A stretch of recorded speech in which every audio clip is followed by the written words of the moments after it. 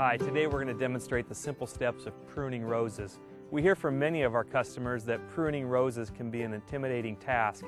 The main concern is that they're going to make a mistake and ruin their rose forever, or they just don't know where to start in the process.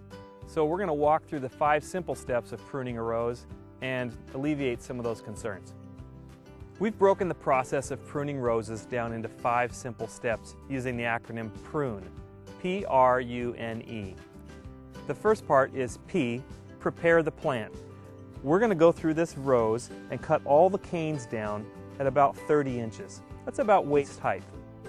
It's important to know that with these own root roses, you can actually cut this rose off all the way at the ground and it will grow back with blooms that same year.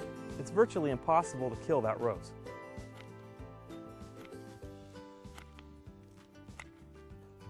So the reason we cut all of these canes back to 30 inches is so that we can get a good understanding of what's going on with the plant. It just makes it more simple to see the structure, and literally we don't get poked in the eye. So the next step is R, remove all diseased and dead canes and canes that are crossing. We'll go ahead and just take our pruners and work through this plant and cut back canes that are crossing over each other. This cane right here is crossing this cane, and if left alone, it's going to develop a weak spot in the plant where they rub together. So we'll go ahead and take that cane out. Here's another cane that's crossing right here in the middle. We're going to go ahead and take that cane out as well.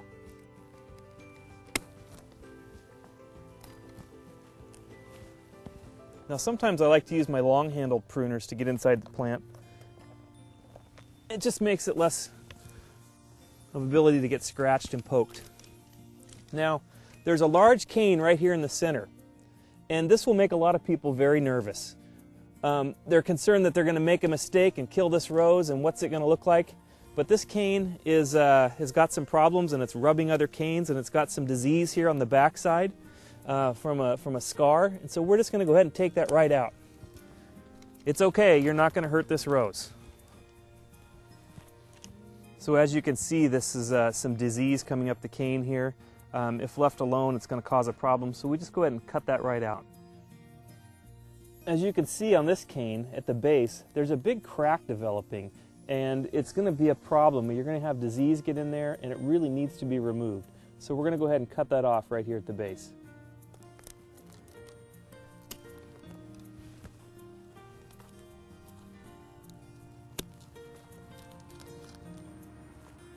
As you can see, there's a lot going on in the front of this rose bush. There's a number of canes that are crossing, and it's somewhat of a jumbled up mess. That leads us to our next point of U, understand your plant. What type of rose do you have, and what do you want it to look like this summer? Do you have a hybrid tea? Do you want long-stemmed cut flowers, or do you have more of a shrub and you want a nice mound of many blooms throughout the summer? We'll take that into consideration here as we cut. As you can see, we've removed a lot of canes out of this rose bush, and it's starting to thin out, and you might be considering stopping at this point. But the important thing is you need to keep going. There's still room to be pruned in this bush. We're going to actually take this down to about 6 canes. What that will do is promote suckering from the roots here. And on an own root rose, that's great. It's the same rose coming up and rejuvenating itself, and it'll be a very healthy plant this summer. So let's work on. So there's a cluster of canes here. We can't have all of these going in the same direction. This is a healthy cane. This is a healthy cane, but they're going to cross. So I'm going to take out these 2 canes actually and leave this one right here. This is a healthy cane, another cluster here of 3. I'm going to take out the center one, and it's going to give me a nice open effect along the outside of the rose. But again, it's all personal preference at this point. You need to decide how you want this rose to look. And just envision these canes growing out into a large full bush.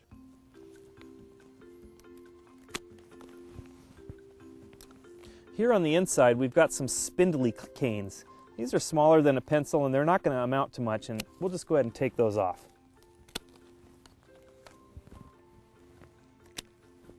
And here I have 2 fighting each other. This one's healthier. This one's just a little older, so it's going to go. Now, as we work against our backdrop here, it reminds me of a good point.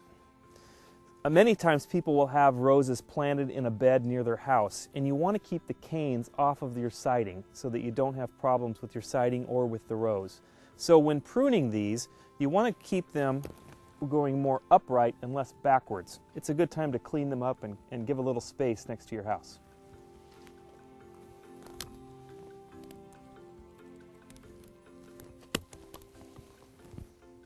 I have two nice sized canes right here, but as you can see right here, they're beginning to rub into each other, so one of them's got to go. We can't leave them both. Now this one is a little more straight and to the back and in the direction I like, so we're going to leave that one, and the other one we're going to take out.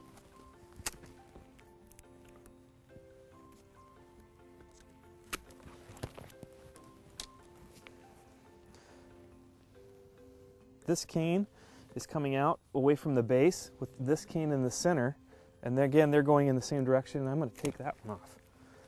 What I like about that is the base of the plant is widening out and opening up, and it's going to give us a good structure for this shrub rose. This is a small cane kind of going along the ground. I don't like how that's going to end up. I'm going to take that out as well.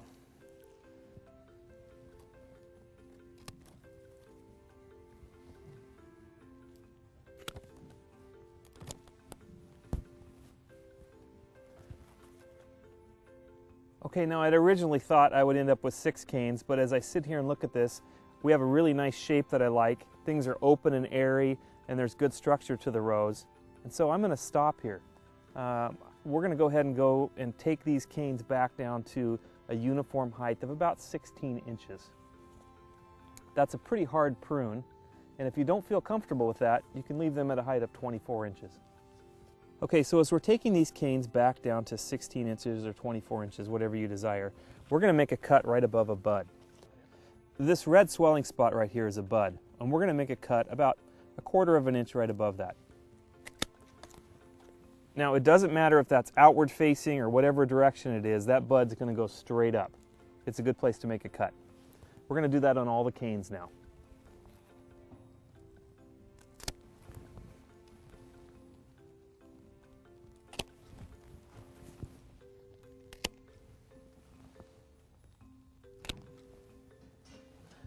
Okay, here we are. We're all cut down to height, thinned out, and that leads us to our next step. N, nothing left behind. We're going to clean up all the needles and debris and dead canes and leaves to get all the fungus and spores out away from this plant, and it's going to give you a much healthier start to your spring blooms.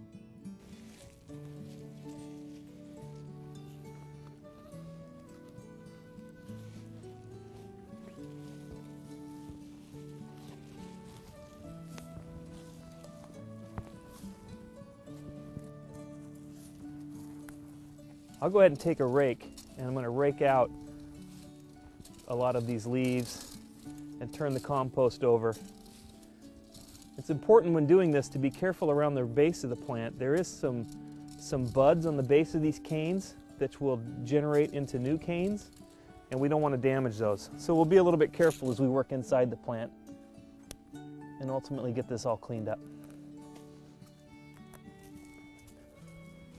Okay, all of our canes are cut back, the base is completely cleaned up, and that leads us to our final point, E. Enjoy your rose. The most important thing you can do for a rose and to have great blooms throughout the summer is to prune your roses in the early spring and get them off to a healthy start. This rose is all ready to go, and you're going to have great blooms all summer long. For more information on growing roses and to shop for own root roses for your yard, visit us at heirloomroses.com.